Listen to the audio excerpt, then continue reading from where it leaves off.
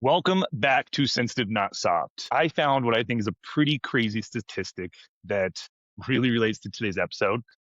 So, researchers followed a group of families and found around 65% of parents admit that their phone pulls them away from their kids after work. And many times the kids of those parents tend to, be a little bit more overstimulated, maybe act out uh, more meltdowns, that sort of thing. So, the easy answer might be the kid is just like fighting to get us back from our screen, from like being off our phone. You know, it, that kind of seems like maybe that's, I don't know, maybe the more obvious answer, kind of bidding for attention. But, this could be a kid who has no calm left of their own and needs to borrow it from us. But we're also completely fried out today and buried in our phone from the day. We may not have a way to fill our cups back up. It could be a kid reading the stress in the room from coming home and you've been stressed out at work. So we're kind of irritated and, maybe there's stress in the family, whatever it is. They could be reading the room and kind of like handing it back to us. Like the room is overstimulating me and I don't know what to do with this now. And it kind of hands back. I mean, to be honest, it could be a kid who is learning by watching us, that you deal with stress by grabbing these quick hits of dopamine here and there. This might not be a very popular opinion, but I don't think this is just a phone problem or just a social media problem. These, I think these are kind of like the flare or the spark. I think the real story is a little bit deeper. It might be a dad who came home just physiologically smoked. We spend the whole day living on stress hormones and borrowed dopamine, high loads of caffeine and sugar in the morning, and then, more caffeine and sweets in the afternoon, energy drinks, chips, whatever kind of feeds the dopamine beast to relieve the stress that we've kind of built up for the day, acquired for the day. Or the other side of that is we're just kind of like starving ourselves all day and still running on pure hormones and, deadlines, whatever deadlines we have at home or at work that are spiking cortisol to help us kind of proverbially push through. And I like to have everybody kind of think of this like finances. Every one of those stressors is a loan. And we come home with nothing left in the tank for the people who matter the most. And while not we're not doing what we need to do to pay the loan back, we just keep pushing through, which is honestly kind of a common theme here, and maybe even cultural. And we're going to talk about today. But this cost has a name, and it's called allostatic load. And the things that refill our tank are the exact things that we skip when a day feels too hard. Like moving, getting our steps in, eating real food, getting sunlight, protecting our sleep. And if we skip these long enough, and this compounds on us as men, even adults, but men, it really compounds on the whole house. We're very much the thermostats of the house. But if you put an ADHD brain in that body, or a kid in that house who has ADHD, who's running with less reserve to even start with, and 6 p.m. ends up becoming like the hardest hour of the day, this actually runs the other way too. When we start pulling that load off of us, we're not just saving ourselves. We're not just relieving our stress and helping us be more available. We're also showing our kids who are wired the same way as us that their body is actually a lever that they have access to, that they can pull. And that becomes a tool that they can carry into school, into sports, into homework, into every hard day for the rest of their life. And that's really what today's episode is about. And my guest, I feel like, is the perfect guy to talk about this. He's been on here quite a few times before. Mike Devivo, neurodivergent himself, raising two neurodivergent kids, running his own business. You have a master's, don't quote me, I always forget this, but it's a master's in behavior and science communication, something along those lines. I think I'm close. And also a deep metabolic background. So that's the cool part about this. So Mike, we spend the whole day running on all different types of what I call dirty dopamine, caffeine, nicotine, scrolling Facebook and Instagram, deadlines at home and work. It's very cheap dopamine. And then we walk in the door and we wonder why we have nothing left for our families. From the metabolic side, what's actually happening to a man's body and brain at this 6 p.m. time that makes that last hour one of the hardest of the day? And what can this do long term? When you get yourself into a routine like this, a lot of times, thanks for the intro, by the way, Adams. when you get yourself in a routine for this, a lot of times what you're doing is you're teaching yourself um, um, a mechanism to cope that doesn't really actually help you cope with the short term and even the long term consequences a lot of times. And because of that, you're almost running on, I think of it like an inefficient fuel, you know? Like you could be running on premium fuel, but you're running on unleaded in a way. And you're almost putting, it's almost like putting the wrong fuel in a car, in a premium car. Like the human body, I think of like a premium car in a way. Still, I haven't gotten to the full computer analogy yet, but I think there's a difference between like premium fuel and lower grade quality fuel. And it doesn't just go towards things like food, things like strategies for your brain to be efficient with what we're going to talk about today, I believe, is like transitions a lot of times. It's being able to manage a transition in a way that we do it in other areas of our life, but for some reason, this area just doesn't get the attention maybe it needs. I guess it's so common. You hear it a lot, but you don't hear people talk about strategies directly for it, or maybe people just glaze over it. So I'm excited to kind of dig into it a little bit. You make a good point with the strategies, and I think that's true. Do you think there's something to maybe people don't make strategies or things they don't hold with a high ROI? So That's why maybe I'm kind of if trying to sell it as an ROI. Yeah, a okay, lot of so times. so maybe if is there do you think there's a possibility that maybe like the lack of education, so if people don't really understand how this will help, what this will really do to their specific life and the impact it can have for them specifically, then maybe it lacks ROI. You stop telling yourself the right story about it. You tell yourself a different story. It may not work, whatever it is, and then you don't create a strategy for this. Would you say Yeah, I that think that's something like that? one of the things that I think you got to remember is that I think people get just really into momentum, I would say, with things. And if it hasn't been a problem before and it becomes a new problem, then the previous momentum might still continue, you know? So I think we need an interrupt as well as like a reprioritization So a you're lot saying of that times. the momentum we create can be both good or bad. This Yes. could be a train trying to get to a place, or it could be a runaway train.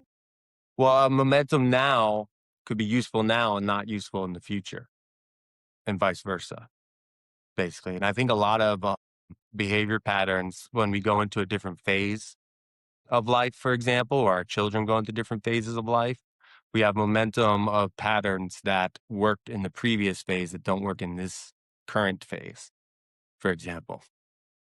What momentum phases would you say you had since I mean, you had obviously a youth, you had school, you had college, you had post college with your wife, and then you had kids. So you kind of had quite a few phases. Mhm. How would you say you set that up for yourself? Or what did that give me an example of what that looked like for you? Like how, okay, this might Yeah, have served me in this phase, but in this phase, it doesn't serve me. And then the transition. How do you transition? How do you kind of come up with like, oh, this is the thing that used to serve me. It doesn't now, right. right? There's like a certain amount of like cognitive flexibility. There's some, looking inside, there's a lot of things that kind of have to happen, but how does one trigger that? You could sit there and think all yourself like, I gotta, but something flips, it triggers. What do you think that is? 4 words. You ready, Alan? Adam? Alan. Yes. Alan. I was just talking to my friend Alan from high school, by the way. He's very similar to you. So, ready? Listen to your wife. That's what The it was for me. answer, keeper of all answers for you. That was the answer for that one. But not completely, but that was probably the biggest thing. Like one of the things that she would notice is like I was going to grad school and running the business and we were living in the tiny house at one point. So everything's like really concentrated and really like cut up and organized so I can get all those things like working right, basically. And so just like pressure. A lot of times it happens because of pressure. It happens because my wife was telling me that, like, it was, like, something that she was noticing, like, I wasn't transitioning, and I had less time, so I really needed to, like, be better about, like, being present once I got home, like, not checking the phone for client stuff and all that kinda stuff, especially when I was starting my own business. And that was the time I was finishing grad school is when I was starting my own business, and when we had Xena, and Xena was our daughter was really young. So the pressure, and then, I mean, you could possibly say the journaling helps a little bit too, because the journaling helps me. I almost feel like writing things down, journaling, notepad, whatever, but writing it down, ideally on a physical thing a little bit more, because, like, I don't think you get the same brain feedback from typing, honestly. It's a different, it's kind of more automatic, it's less, I don't know, it's less interactive, Yeah, I basically. mean, you're using a lot less portions of your brain Yeah, typing yeah. than you are So writing. so I'm right when I write things down or I reflect on things, I come back to those things more. Obviously, Yeah, you can come back to it because it's written down, but my mind comes back to it during the day more. It almost feels like it imprints. When I imprint it onto a physical place, it imprints in my mind yeah. more. But you Sometimes definitely have to talking. hold that memory longer as you're writing, and you have to recall Yes, it longer, and yes. because you have to recall it and think it over. It's the one thing, like, an ADHD brain is kind of bad at, right? So, but you're working on that. So I get what you're saying there. Yeah, yeah. Because my journal is not like a typical dear journal type thing. It's more like I have a problem I'm trying to figure out, and I doodle around it, and then I put little things around it, bubbles and all that kind of stuff, and then I have other things I try and figure out in to-do lists and stuff like that Okay. a lot of times. You mentioned in here, like, you said 4 words, listen to your wife. So you said, like, wife, you also said, like, journaling, and these remind me of a conversation I was having this weekend with some friends about why it's important to have what I refer to as, like, your boardroom. And these Mhm. are maybe the closest people around you that can see those things. They know how to speak to you. They know how to proverbially call you out on it. So do you think, like, your wife in that journaling is your version of that? It's your version of having an accountability, a board to work through and go, was this on par with who I'm trying to be? And this person's close enough to know those things. For sure, and I like that too. And a lot of it is an accountability things. One of the things I was gonna say is I like talking to other people about things like this as well. But some subjects are harder to talk about. This is a harder subject for a lot of guys to talk about, I think, too. So that's useful as well if you can find somebody But I for think it's that harder for reason. guys to talk about things like this because it It's doesn't, hard for guys to I talk mean, about emotions, period, I feel like, right? yeah, Most of the time. I mean, I It's recognize getting better. culturally that is a thing. For me, it's never really been one. Like, I've been one that's like, "Look, this has to come out." Now, I'm not saying it's always been, like, the right way, but, I've just, like, I've been more of, like, a talk, and sometimes I actually feel like maybe too much, like, "Bro, maybe you need to sometimes keep that in so it doesn't seem like," but I don't know, but I do I know what like you're that you saying, don't have yes. a filter, Adam. I like that you don't. I appreciate But I also it. think I attract people who don't have filters around me because I need people who don't have filters around me, Yeah, I agree you with that. know? I agree. I really agree with that. You kind of a birds of a feather flock together Mhm. application, maybe. Yeah, yeah. I think the typicals, not so much.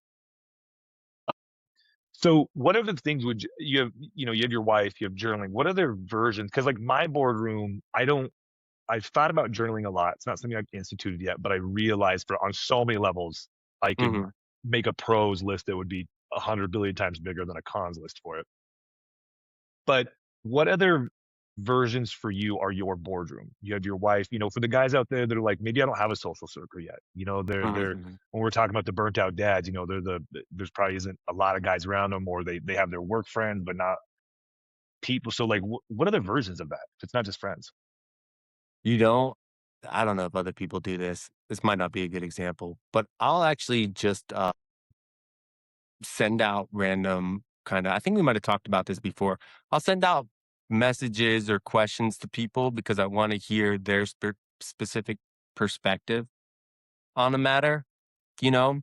Hmm. So, I may not be very specific about the question. I just want a general idea of what someone thinks about this. So I might not say specifically like, "Hey, when you're coming home to see your wife and children, what do you do to do this?" But it's like, "Hey, when you're going from work to something else and you're trying to get your mind off work, how do you do that?" I feel like, yeah, I get a little bit more vague, but I'll reach out to more of my contacts that way. I would say a lot of times. Like when you're checking in with them throughout the Mhm. week type thing? Or checking in just like with your boardroom members when you're just kinda like, Yeah. Yeah, "Gotcha." more like the border member. So, like, this is maybe like the 3rd tier, basically, I would say. Wife's probably 1st tier, journal's probably 2nd tier, and then there's, like, 3rd tier, like, friends and contacts that I text every once in a while, like, on Messenger or on iMessage or things like that, I would say. So I kind of poll people about the idea from different sides, I would say. And that Yeah, also helps me keep it top of mind a lot of times because then they may not answer me right away, but they'll answer me later. And then that reminds me to come back to the thing a lot of okay. times, Yeah, yeah, yeah, yeah. So it's kind of like me, like just throwing out like random people reminders in a way. But then I think this is more unique because I like talking to people a lot though. So I have Gotcha. people that I just randomly talk to. And they know I'm just gonna randomly talk to them. And I just send them random messages and it does multiple things. Keeps me accountable, gives me a different perspective. It reminds me, even if they don't say they're going to keep me accountable, I feel more accountable because I'm talking about it So it's like to an them. act you're doing for your own accountability that you understand that it's like Yes. them as a person is almost more of your anchor Well, I know one to that's do the actually thing. probably useful for people that I Okay. like to use. I think I might have talked to you about this in the past. I'm not sure. But did we talk about tripwires? I don't think so. I don't remember that at No. least. You remember if then statements in school? Uh-huh. Okay. So, like, if I go past this point, then this will happen. Okay. Right. So, if I know that, if I know that I do this behavior before I go into the house, okay, what things can I put in that environment to remind me to focus on managing the transition? So it's a tripwire. So that way I'm going to see that at the time of engaging with the behavior. Does So that make it's sense? yeah, it does. Like in my brain, what it really made me think about was, after we It engage in just the started with that. whatever the crappy behavior was, then later on we kind of think back to like, crap, I did this, I said it in this way, I used this tone, my body, and we feel bad as parents, right? But it's after the fact, after we already did it. So Hmm. maybe we need like, I don't know about a reminder about that. Something of that sort that goes, hey, remember at night you end up feeling bad for doing this exact thing to Can I kind of give you an snap example? you out of it, to break the transition. We talked about that at the beginning. Yeah, I'd love Yes. an example. Okay. So a lot of times, like people drive from work to home, right? And then they sit in the car before they come in. I think we were talking about this as like an idea with this podcast, or Huh? this what kind of made me think Yeah, of yeah, this. yeah. Like they're sitting in the car before they come in. It's like, all Yeah. right, got to go be dad, not CEO, entrepreneur, leader, Right. whatever it is. Right. And it could be like for me, it's going from my basement to upstairs where the kids are because my office is in the basement. But like sometimes it's me coming from the car to the house inside the house as well. It just depends on what I'm doing that day. But a lot of times people will do things like play on their phone or get stuck or sucked into something on their phone. Okay. And that's just like excitatory. Hmm. And that's not a state you want to be in when transitioning. You want to be in a state of like calm and openness to the next experience, basically. And some people are more likely to have an easier time with this, but it doesn't mean you can't learn to do this. So how would one for maybe all the dads that are listening, they're like, yes, yes, dad, I need to be able to come in and be more calm and open and receiving to things that are coming, because we realize it's just our kids going like, dad, I missed you, I want to be around you. Yeah, and it can be very overstimulating to a dad who is neurodivergent, or if you have neurodivergent kids, because they can look so different and a lot bigger with emotions. uh, but how does one get themselves calm and ready Hmm. to receive and open? Because it sounds like a good idea, but I'm like, even for me, I'm like, bro, like my transition periods are very well thought out, they're long. And I mean, there's other stuff we're going to go into, the metabolic portion and sleep and this, that can help us really push that to do that, which maybe that's maybe that's what I'm asking you, is how It much makes of it that is easier. tied to It your makes it easier. metabolism, like being able to push Hmm. that big boulder up the hill, like, Hmm. does worrying about your metabolism and not your weight loss, that kind of metabolism, but the sleep, the hormones, the food, the social circle, the sunlight, all those things, does that make the boulder smaller when you're trying to transition, or does that make the transition easier, the decision? What does that do? So that's kind of like a supplement to this, I would say. So that will make this easier and smoother and quicker and less mentally forgetful. I think, I remember to do this more when those things are happening. And it's easier for me to go in and out of a transition state. I feel like I'm So talking maybe about like a psychic or like something like less that. rigid, like a lot less Yes. rigid. You have a lot more like, Yes. we talk Yeah. about being metabolically flexible. This is like Yes. cognitive flexibility, which neurodivergent, those of us with ADHD and other neurodiversity, we're One just extreme really or the tough. other. Yeah, we are One just extreme or rigid. the It's just other. yeah, and that's for many guys, for many men out there, they have the neurochemicals, the gray area to play with, where it's like you got to make the choice, and that's dope. And this isn't a way to go, hey, for those guys who deal with neurodivergency, this is an excuse, because this isn't an excuse for you at all. What it's saying is like, you can't sit back and think, I can't believe I treated them like that again. I can't believe I acted like that again. I can't believe that, whatever it is, when we're literally doing nothing on the back end to help push it. Like, you can't, we don't It's just just like like make anything decisions else. like that. You know what I mean? Like, we need something to help us. Yeah. You Are you you doing you well or drink are your you caffeine in failing? the morning as a supplement, right? Why not do your steps as a supplement? And I think it's because of the education, the ROI. They're like, I'm sure it could help, but like, how much could it help? And you're Hmm. like, that's the part I don't think people understand, is how much they can help, that can help, to where they don't have to try so hard to do it. I don't notice my tripwires as much if I haven't kept my health up. Like I can put tripwires right the funk in front of me, and it will like I'll be blind to it if I'm way too overwhelmed and I'm not taking care of myself. Basically. Yeah. I find myself not only blind to them, but even sometimes I see them, Hmm. but it's like I don't have the No, you say F it. cognitive ability to lift my foot over the truck. I mean, Yes. I'm not having to like sneak through. Like, I just need to lift my foot over. And sometimes it's like, Yes. I'm like, lift it, and I still hit it. I'm like, bro, you were trying to step over it. You still ran into the thing. You So still did the that's mess up. two things. So that's two things I think that's useful for people to understand. The one, it's either you or it's the load. Okay. So so one, it's you, or two, it's the load, basically. So either the person or the allostatic load they carry. Hmm. Hmm. Hmm. So like, Well, help me the understand that, load like the difference the between the two. load of the load of the next thing, the perceived load of the next thing. So current allostatic load plus perceived load of the next one. Like, Yes. how hard, Yes. like, what story are you telling yourself about that? How much limbic friction Yes. are you creating There we go. prior to that? Yes. Yes. Okay. So it's what you got now and what's coming, basically. So if you can make what you got now as easy as possible, that'll make it easier to transition to what's coming. If what you got now is a lot, it sucks. It's like what's that to those who have the most, everything will be given, and to those who have the least, everything will be taken. Okay.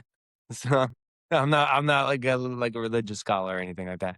But like if you don't have a firm foundation with your sleep and your movement and your metabolic health, if you're not doing good with that, it makes it harder to transition, basically. So if you're doing bad with that, it makes it harder. If you're doing good with it, it makes it easier, basically. But you can make it easier on yourself too. You could be asking yourself too much, I guess is my point.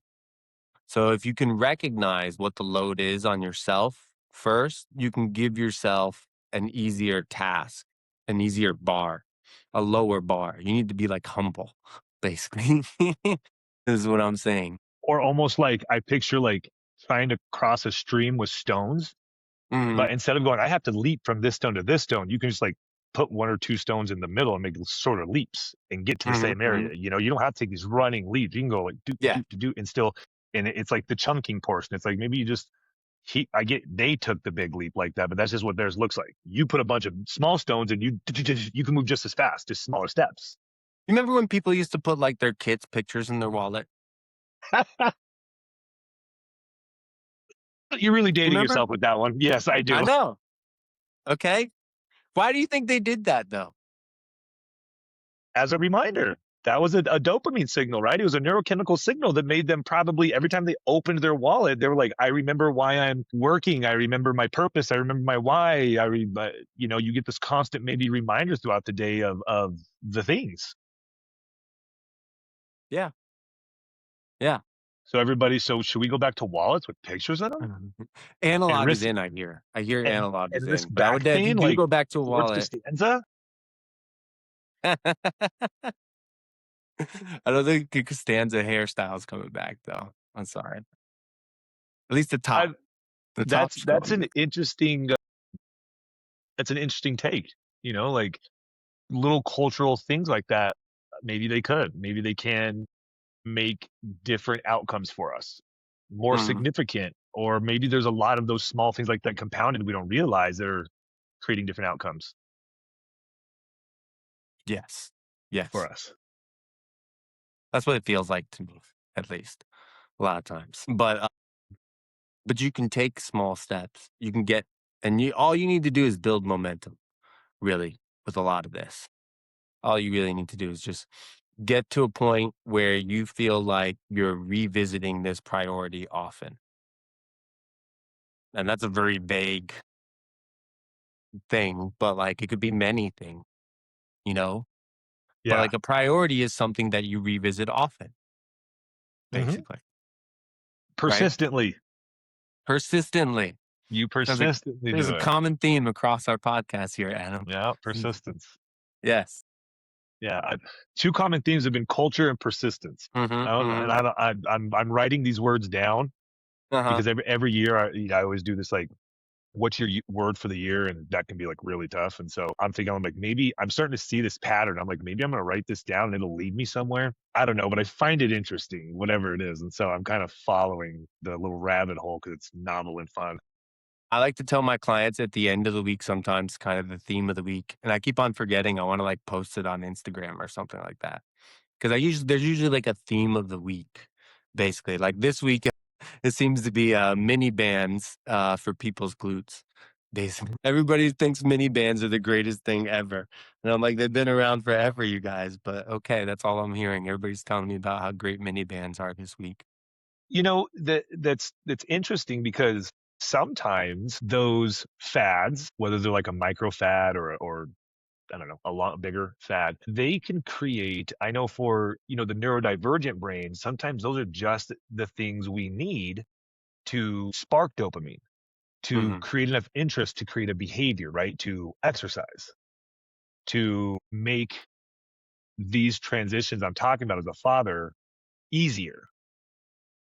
If there's guys out there listening that are like, I realize changing my health, changing my lifestyle, doing that is important and it would affect me more positively and it would help me make these transitions and help me be all the things I want to be, right? Whether it be a better dad, a better husband, a better at work.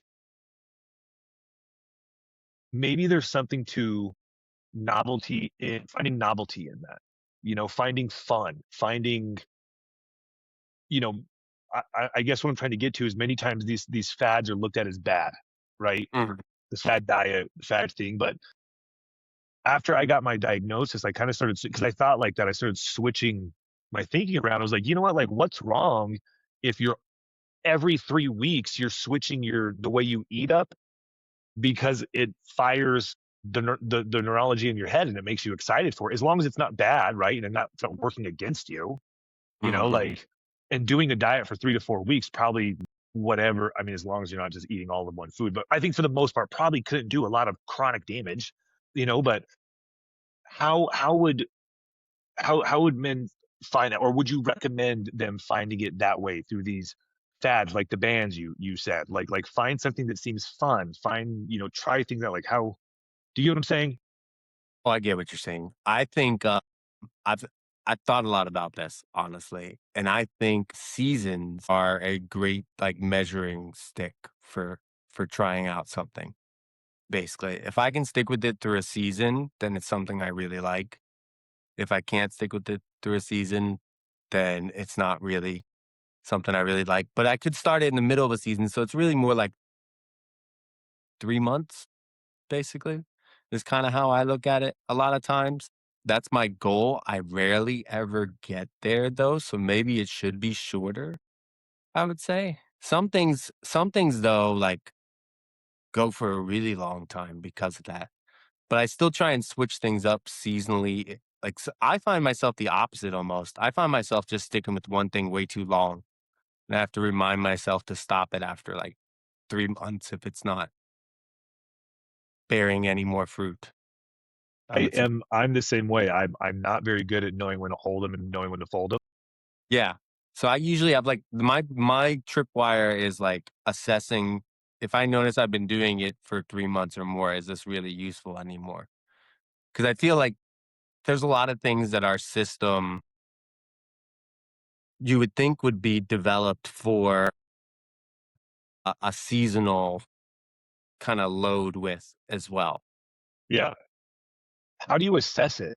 How do you look at that and go, is this serving me? Is it not? Because what if it's serving you in a way that's providing what I refer to as like dirty dopamine, right? Okay. It can be Yeah. hard to delineate like what's serving you depending on, how you're perceiving and observing the world. Okay. You ready for some, like, Greek philosophy here? Hit me. Okay. So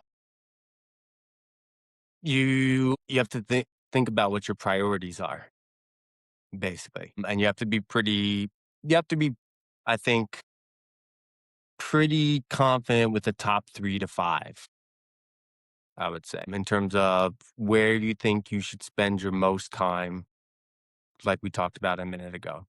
Either thinking time or physical time. And then what's annoying about it, I find a lot of times when I think about my priorities and then where I spend my time, it's rarely ever like where I want to be spending my time.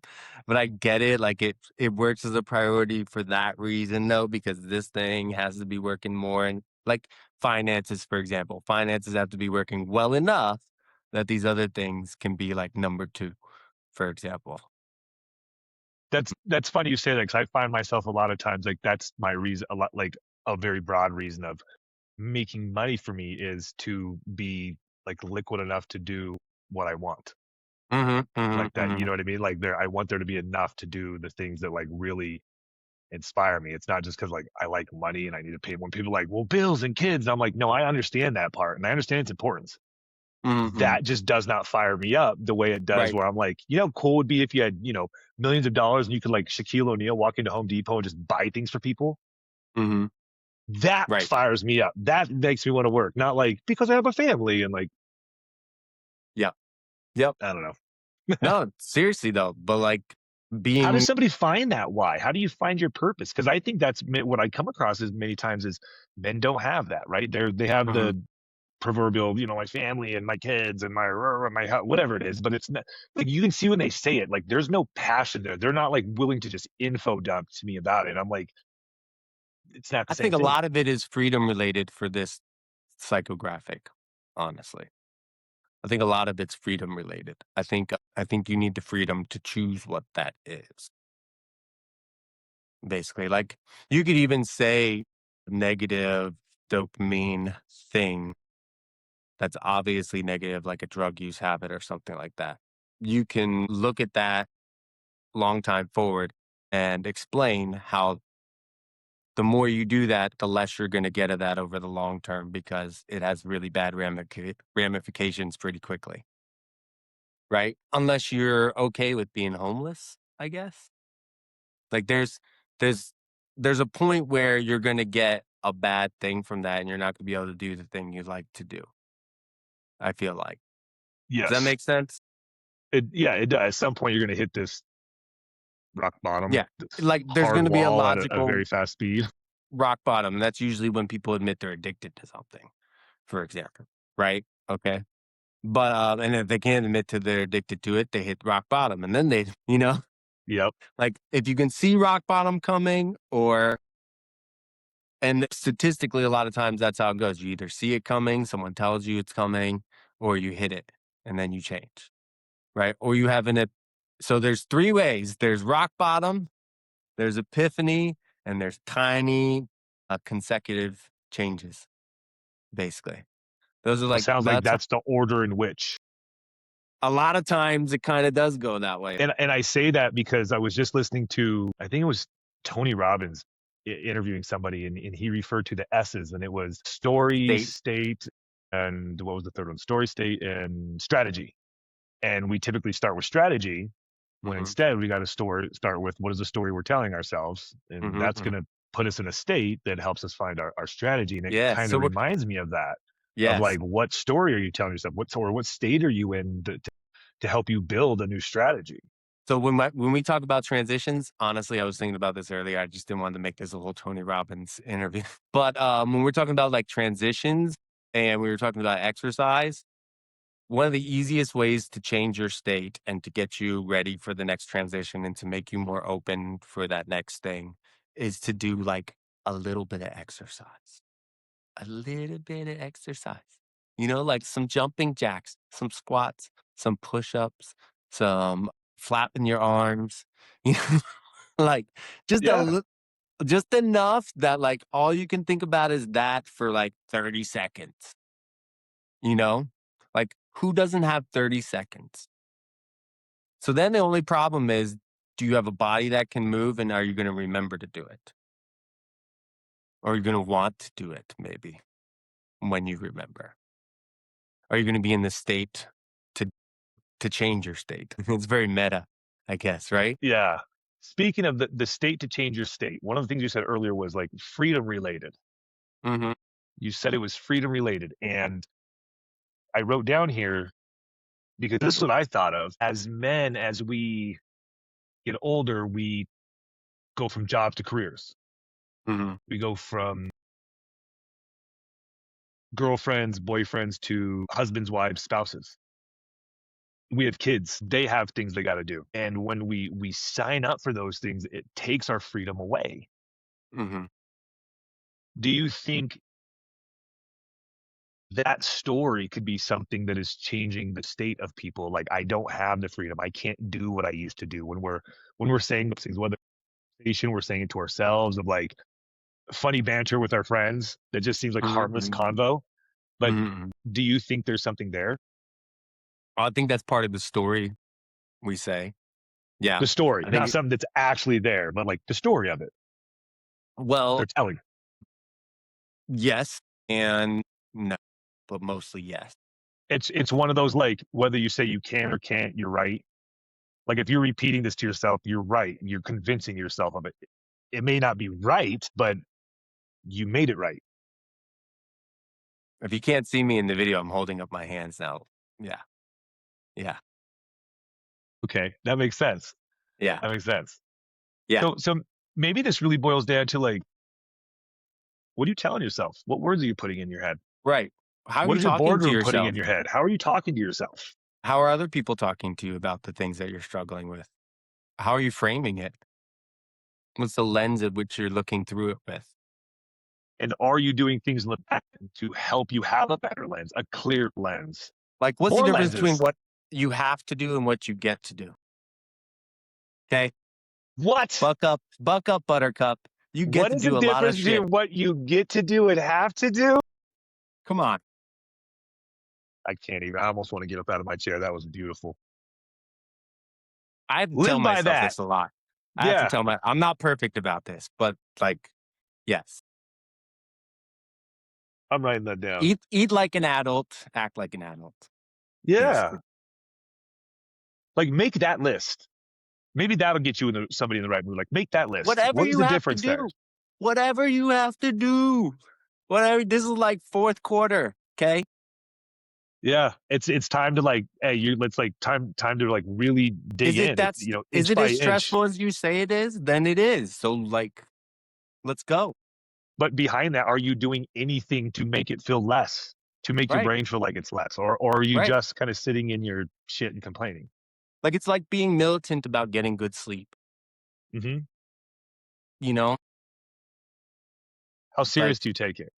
right. And if you don't take it serious, why don't you? Is this an education thing? Are you not looking into it? Or like what is happening there that you are being kind of avoidant to it? Right. Maybe it's because it takes extra effort and participation. Once you figure it out, you're like, well, that means I got to work harder. And that's a whole nother thing, right?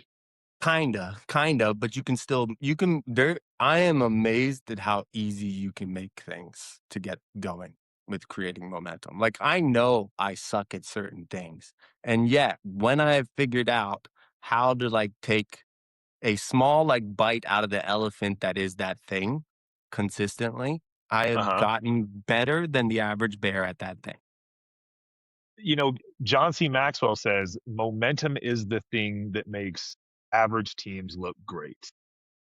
Yeah. Yeah. And I Because think it's it's like true. it's some weird like dark magic secret that like it's out there. Everybody says it, nobody does it. But you can get good at doing it. Like you really can. Like you can like it's like any other skill. It's just like a habit starting skill, basically. Yeah. Yeah. But like part of It's that has to do with like how you look at it, how you frame it. You know, like you got to have a buy-in almost. And then I feel like I'm like a priest of that church of habits. The Yeah. I definitely think you have to have a buy-in or skin in the game. You have to have yeah. environmental cues to help. Yep. Or you got to be like seeing rock bottom or near rock bottom or Yeah. have an Yeah, yeah, epiphany. yeah. Yeah, Yeah. yeah, I agree with that. Otherwise, like I guess thinking about the environment, because if you don't have those things, can you still do it? Absolutely. Are you making it 100 times harder on yourself? Absolutely. But it You know, makes sense. Like until the pressure's there, the potential energy maybe might not be like there to, remember it and to prioritize it. I get it. Like yeah, physics wise, it makes sense. But it's there. It's not some dark black magic. It doesn't have to be hard. It does not have to be hard. If it feels like it's too hard, you can make it easier. Unless there's like a big timeline. Like you got like 1 day till like you post bail or something, Something like that. All right. Like unless you're on like a strict timeline, okay? Like you can probably make it easier. A lot easier. I agree. So if there's, for the guys out there listening, women out there listening too, if they're looking for, I don't know, the top 2 or 3 things to help them do it, get started, like the Shia LaBeouf, just do it, right? Like, what are your 2 or 3 non-negotiables for you that it really help you increase your cognitive bandwidth so that you can do this, right? Because the allostatic load is like adding plates onto a barbell, right? And if your life is a 500-pound barbell and you don't have a 500-pound squat, you're going to come home buried every day. So what are your non-negotiables that deload these plates from you so you're not coming home to a 500-pound, right? You're coming home to something you could squat at the end of the day. Right now, and I've done this too in the past, and I already talked about one of them, which is like the lowest hanging fruit is I do like 10 squats, Movement. and maybe, yeah, I just drop into some squats. And I do squats for a whole bunch of reasons. And some of it's like I'm trying to keep my knee health good. I'm trying to keep my Achilles health good, all that kind of stuff. But like that's something that fills other goals and it helps me change my state. Yeah. what are the top 2 to 3 things that you use to help unload that squat bar to? Okay.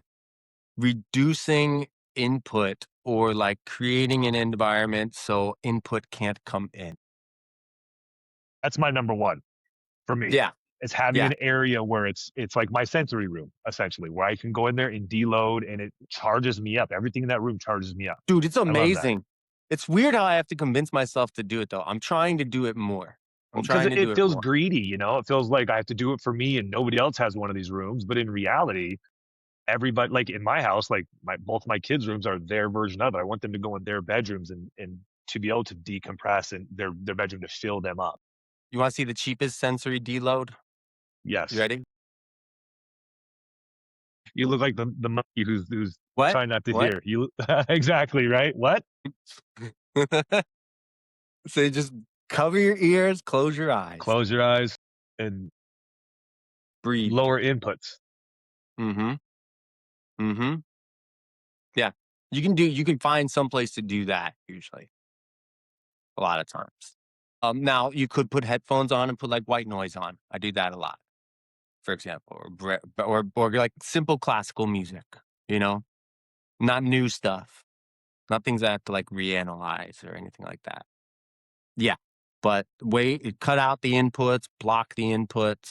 I like to focus on my breathing, just trying to breathe through my diaphragm. It's big filling breaths, basically, maybe lowering my heart rate if you can kind of pay attention to your heart rate, So you're big that on kind of like stuff. changing your physiology so you can respond to whatever you're like. So, earlier Mhm. you said to be able to transition with calm and openness to that next experience, you try to do that kind of physiologically with your breathing, with your Mhm. noticing. Like that for you is Yeah, the that's way, me which I pulling like find the interesting. mechanical levers basically to make the physiology happen, basically. Yeah.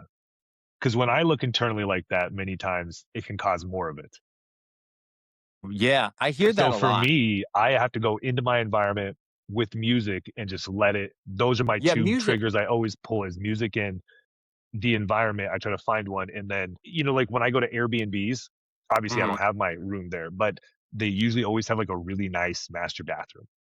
Yeah, And I okay. love water, like that warm water showers. Yeah. And so Shower. when I'm out of town, I'll utilize those nice showers as my sensory room. Now I go in there Mhm, and I mhm. turn on the music and that'll be my substitute.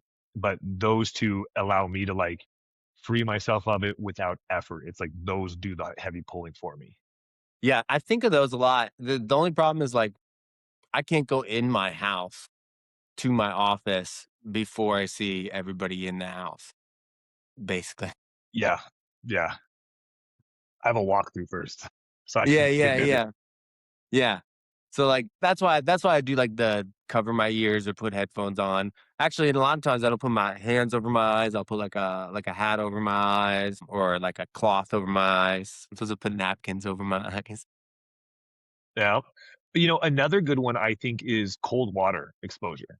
Like Oh, yeah. just a splash on your face, Yep, hold ice in your palms, yep, things like that, yep. I think can be great ways to force neurochemistry when you have to force it. Yes, When it's like, I need it yes. here and now, that burst of cold on your face. You can walk into the bathroom, put cold water on your face, and like, I'm Mhm. here. Yep, And then you yep. have a I good like lever that. too to pull. Yep. Yeah, there's a lot of them. There's a lot of them, and, like, different people works better for, something work worse for example, but, like, what is the input? That's why I say the input a lot of times, like, what's the input to you, basically?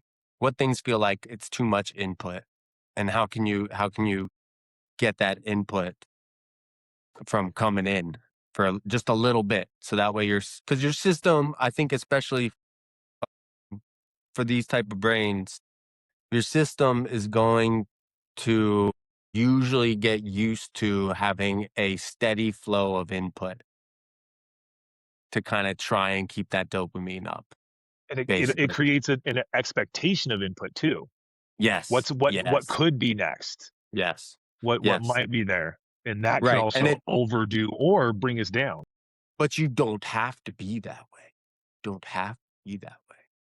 And it's not saying like you're making a choice to be that way, but it's also saying that there are ways to almost reprogram your brain to look for other ways of satisfying that. Like a drop in input could still be an increase in dopamine. Yeah, because dopamine is really just, well, it's used for a lot of things, but to lower stress is a big purpose of dopamine. But So you if get you could like lower stress, oxytocin yeah, a lot of times with a drop yeah, in input, for example, especially if it's a comfortable environment, yeah. you Or know? if the drop in input was somebody goes from talking to you to hugging you, hmm or I guess it wouldn't be a drop in input, it would be a separate input, Right. Or like, yeah, a drop but in the input from output looks completely different. right. So you're just getting this one train coming in and dropping off packages all the time, you know? And like let the other trains come in for a little bit and that one Drop off can different chill. packages. Drop off different packages, or it can just chill and like let the distribution center like gather supplies a little bit, you know? That's the mechanical way I kind of think of it, I would say. And I think that probably is good for your brain chemistry long term. I would guess, I would. I mean, right? I don't know if I can't look up a study right now, but I would Yeah. think that the chronic wiring of positivity in some sort with less limbic friction, less stress, less allostatic load, in many times ends in a positive.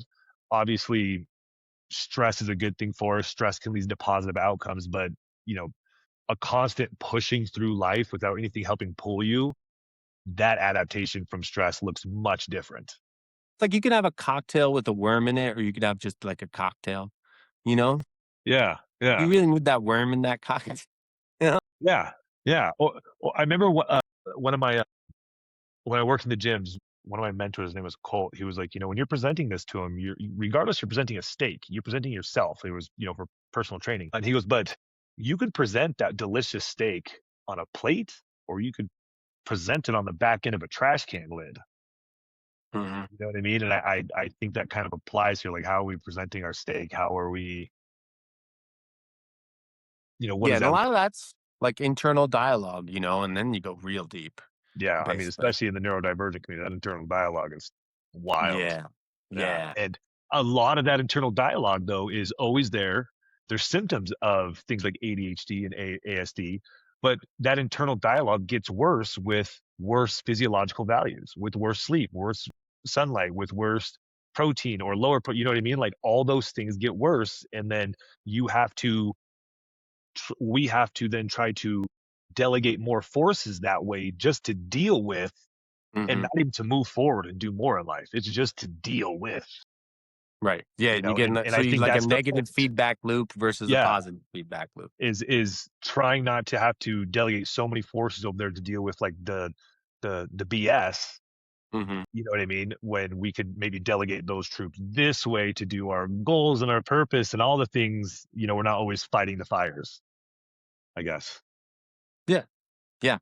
It's a whole different like way of going about problem solving. The more you practice you get. And it's a skill. It's a skill to develop, basically. And it's not something that comes naturally.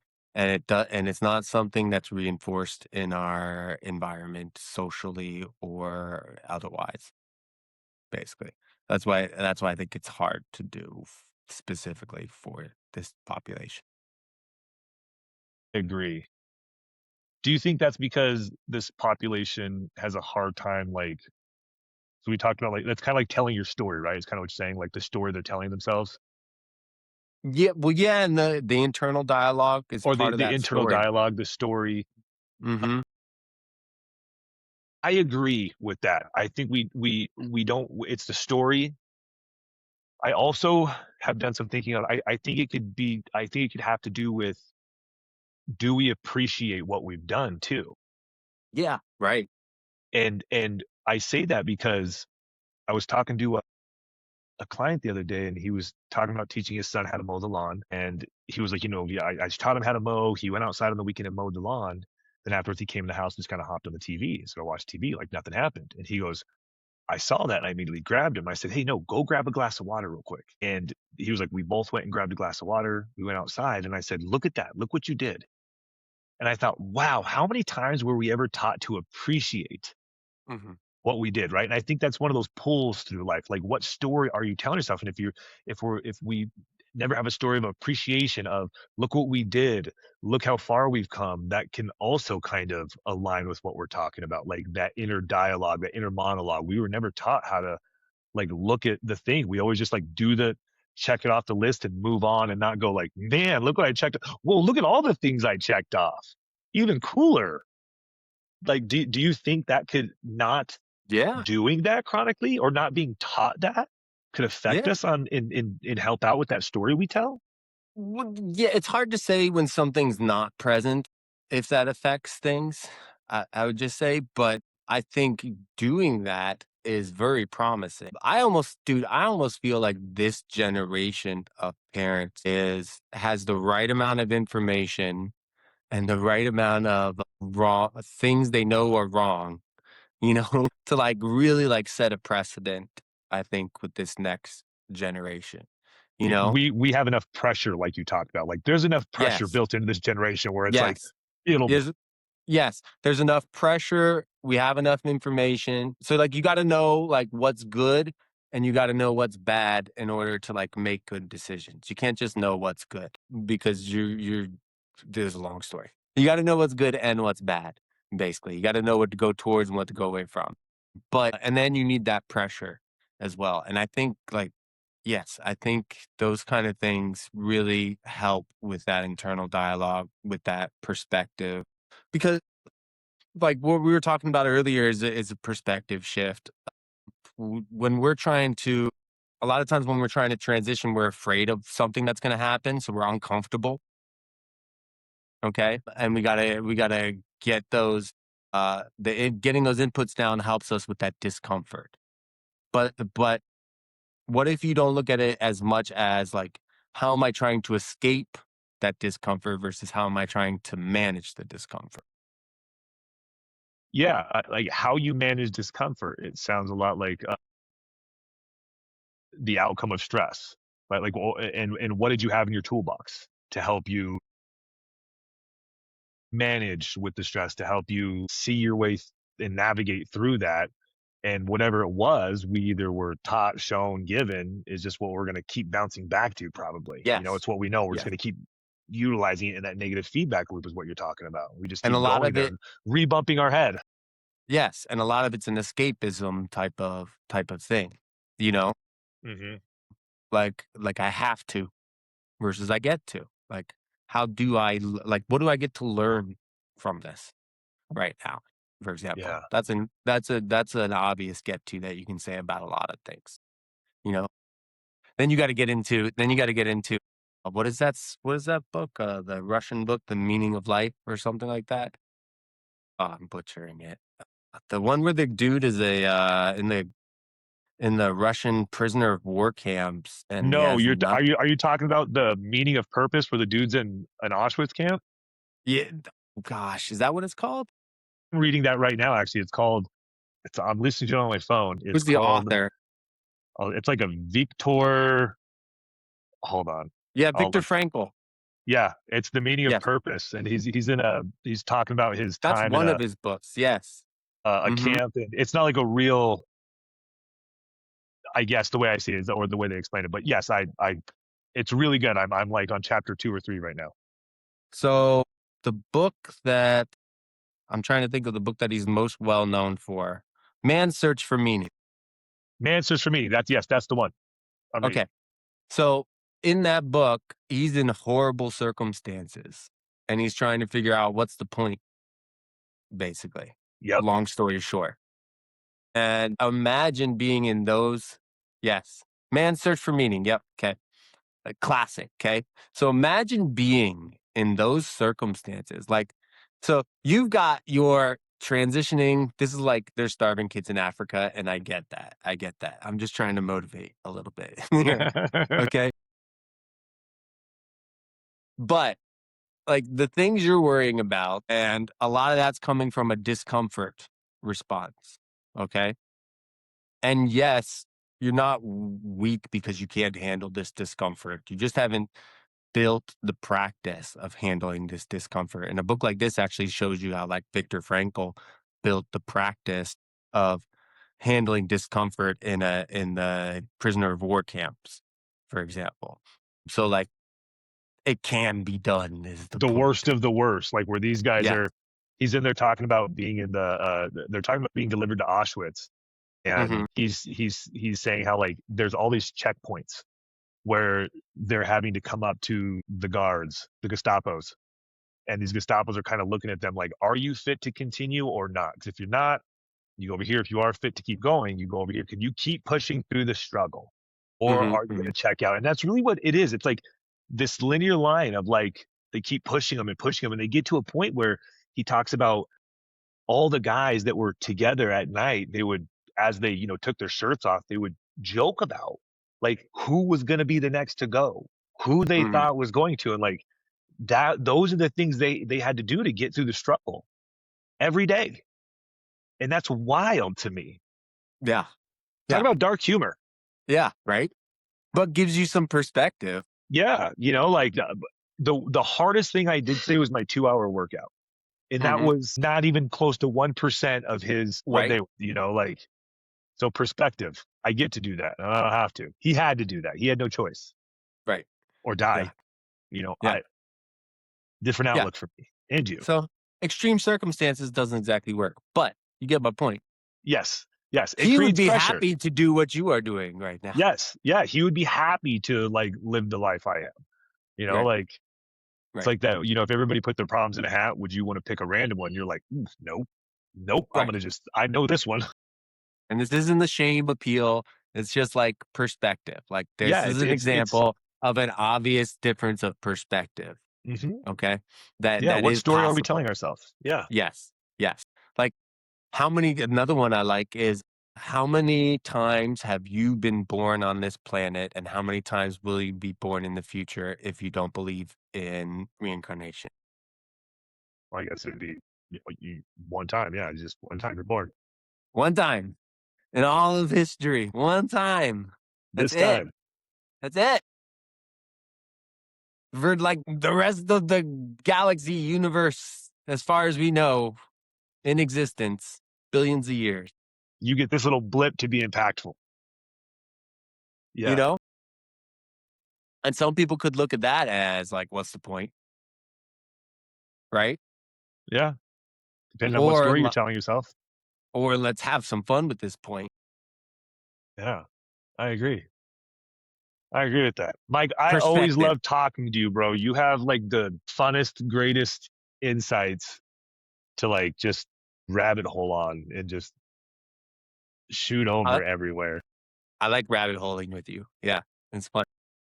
It is fun, man. But I have got to get out of here. I've got some other commitments coming up in the day. I really appreciate your insight on this. I really loved the freedom related. I love the talk about the boardroom, and to do this, to be this person, you really have to set yourself up to be successful. And a lot of that starts, metabolically. It starts like, how do you tell the story? How do you even start to tell yourself the right story if your body can't produce the things it needs to produce to even engage this way? You know, Yep. you How do can't you even give yourself engage the in the proof? behavior if you don't have the neurochemicals to start engaging in it, right? Like, how do you engage in a 500-pound squat if you don't have muscle, if you don't haven't started squatting, if you don't movement, you know what I mean? Like, how do you do? You have to do the basics to get your train started to The move forward. structure. You need the structure. You need the Yeah, the rails for the railroad. You need the road for the cars. You need the the bumpers in your bowling lane sometimes yeah. to learn You how need to the bowl lane straight. for the ball, you know? Yeah, you need the lane for the ball too. Yeah. Yeah. Oh, I thank you so much for taking the time today and like digging deep on this.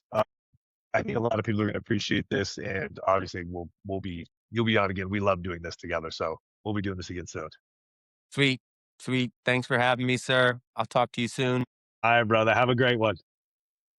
Thanks, everyone.